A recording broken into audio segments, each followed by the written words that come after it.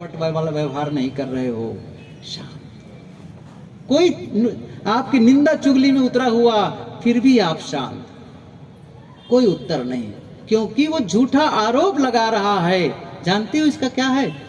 एक मैंने वाक्य पढ़ा, झूठे आरोपों का सर्वोत्तम उत्तर मौन है। क्योंकि वो यदि झूठा आरोप लगा रहा है तो फिर आप सफाई दोगे, फिर सफाई दोगे, वो और खड़ा है और खड़ा है, कोई मतलब नहीं है। आपके शब्द न बोले, आपका जीवन आपका जीवन बोले। आप जी करके दिखा दो कि मैं सच हूं, बस उसको बताने की जरूरत नहीं है। ये जीवन निर्माण करता है। मैं कह रहा था यही जीवन प्रबंधन है। स्वास्थ्य का ध्यान रखो, संबंधों का ध्यान रखो, समृद्धि का ध्यान रखो और मन शांत। रोज बैठो थोड़ी देर के लिए, शांत मन, 10 मिनट बैठो, आधा घंटा बैठो, मन को शांत करने के लिए।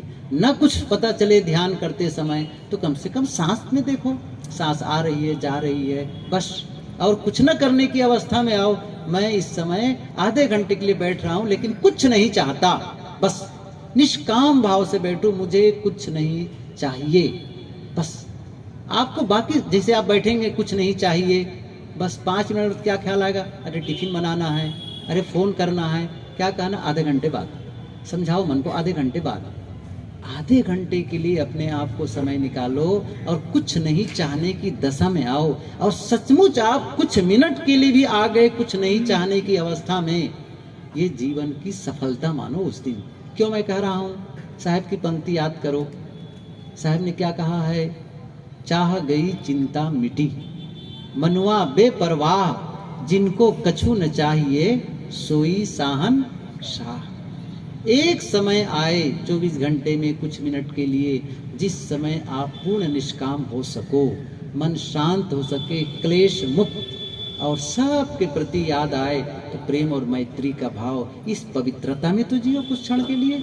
और ये जो 1 घंटा भी आप पवित्रता में जिएंगे, वो 23 घंटे आपके जीवन को पवित्र बनाए रखेंगे। ये हमेशा ध्यान रखो। कोई मंदिर जाता है तो मंदिर में जाकर के विनम्रता को उसने ग्रहण किया है, शालीनता को ग्रहण किया है, भक्ति को ग्रहण किया है, वो अंदर वो संपत्ति इकट्ठी की है उस सद्गुणों की, उसको जाकर घर में बांटे। ऐसा तो नहीं कि कहीं जाकर पूजा करके आओ, घर में आके लड़ाई करे, इसका मतलब पूजा हुई ही नहीं है, सही कहो तो। या घर में ही बैठकर अकेला ध्यान चिंतन और सत्संग कर रहा है और घर वालों के साथ या परिवार वालों के साथ में संघर्ष कर रहा है, इसका मतलब तुमने किया ही नहीं है। वही तो कमाने की जगह है और वहीं से क्या सीख करके आ रहे हो। इसलिए पवित्रता की कमाई, भीतर की निर्मलता, ये असली पूंजी है। असली पूंजी बाहर नहीं है, उसका भी महत्व है, उसको नकारा नहीं जा रहा है, लेकिन तब जब भीतर पवित्रता है। इसकी कमाई करें तो निश्चित रूप से जीवन हमारा सुंदर होगा, सफल होगा। मैं कुछ बातें सदगुरु कबीर के संबंध में कही। सदगुरु कबीर साहब जी कौन थे, उनकी वाणियों को पढ़ें, जाने, तब होगा। सदगुरु कबीर साहब जी ने प्रेम का संदेश दिया है, हमको आपस में प्रेम से रहना है। ऊंच नीच सबके जीवन में आता है, परिस्थितियां बदलती है, संबंधों में कभी कभी कुछ टकराहट हो जाती है, कोई बात नहीं है, फिर से वापस आओ, फिर से रास्ता तय करो, फिर से प्रेम की पुनर्स्थापना करो, क्षमा गम को धारण करो, सद्गुणों को लाओ, निश्चित रूप से जीवन सुखमय होगा। जहां हो, जिस स्तर में हो, सुख से जियो, बस। कोई जरूरी नहीं है साधु होने की, कोई जरूरी नहीं है कहीं बाहर जाकर के तपस्या करने की। जहां हो वहीं तपस्या है। गृहस्थ जीवन बहुत तपस्या की जगह है। यहीं रह करके आप आपस में प्रेम और सुख शांति का जीवन जी सकते हैं, असंभव बिल्कुल भी नहीं है।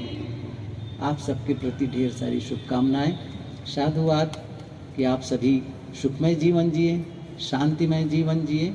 इन्हीं शुभकामनाओं के साथ आप सबको धन्यवाद, क्योंकि बड़ी शालीनता से काफ़ी देर से मेरी बातों को सुन रहे हैं, शालीनता का परिचय दिए, इसके लिए भी आप सबको धन्यवाद, सबको सहायता। बोलिए सद्गुरु देव की जय।